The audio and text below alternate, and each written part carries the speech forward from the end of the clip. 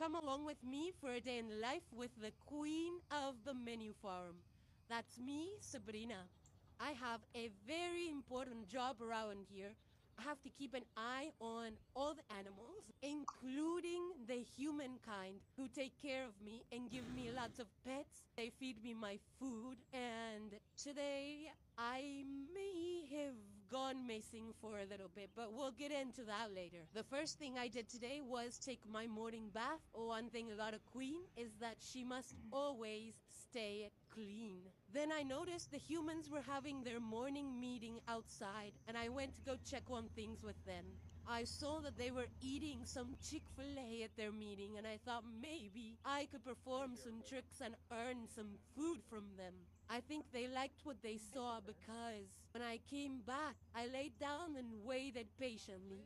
And Miss Rachel came and she gave me a piece of her biscuit. And oh, it was the most yummy biscuit I've ever had. I headed out for my next adventure of the day when I heard Glenn yelling.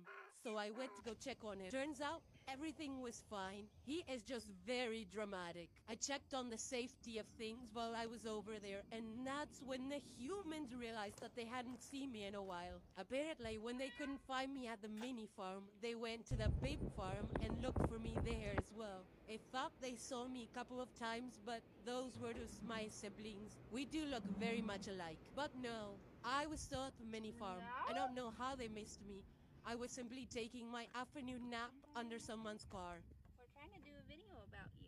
Apparently, they have made a whole video series on Snapchat about looking for me, which makes sense. I am quite popular as the queen of the mini farm. Shout out to my fans. Then they took me back to the barn to eat some dinner. It was very delicious. I think the Karen was jealous. Also, have you all tried these treats? They look very delicious, but they do say they're for horses, so I haven't tried one yet. Anyways, thanks for coming along for a day in the life with the queen of the mini farm. See you next time.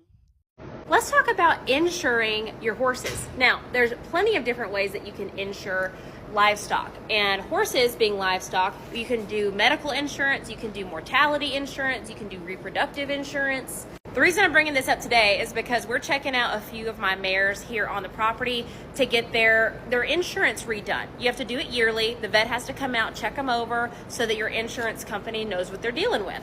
So for me personally, I don't generally do major medical on like my entire barn. I know a lot of people do. What we do is go through our vet, because our vet is really cool and they offer a program where if you buy into their Promise program, then your horse is covered for their colic surgery. So that's what we do for major medical. Pretty much everything else, I just take my chances. But for mares like Ricky and Kennedy and Trudy that are higher dollar amount mares that are being bred, and you're taking a risk by breeding them, or you made an investment in them by purchasing them, and so until you get your investment back, you want to protect that asset. So I put mortality insurance on mares like that. I do reproductive and mortality insurance on my stallions, so on First Things First and VS Code Red, so that not only am I covered if they for some reason pass away, but also if they lose their ability to reproduce. Now, like I said, I don't insurance every single horse that's here. So insurance is expensive, and if it doesn't really make sense with what I've initially put into them, or with how long I've had them, or I make that decision based on the horse itself. But that way I have a little bit of cushion on my investments, because while these are horses that I love, these are horses that I absolutely cherish, they are also business investments. They are also assets.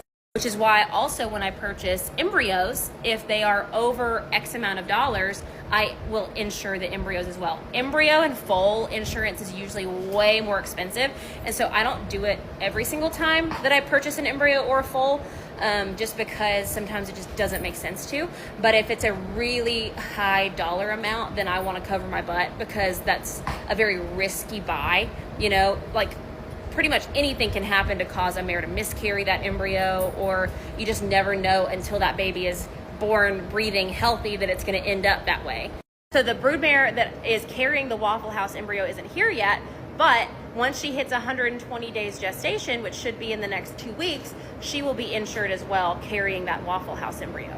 So yeah, essentially what that looked like, the vet came out, he did a physical exam of the mares, if they have had any injections, if they had any surgeries, if they've had any injuries, if they're on any medication, like all of those things get answered. You have a veterinary professional that signs off on it to make sure that you are being truthful and all of that. And then it's just like with humans and regular health insurance, car insurance, whatever, you shop around to figure out what company fits the bill for you and covers everything you want covered and things like that. So that's what we were doing in the barn today, getting Miss Ricky and Kennedy insured. Let me know if you have any questions, and yeah,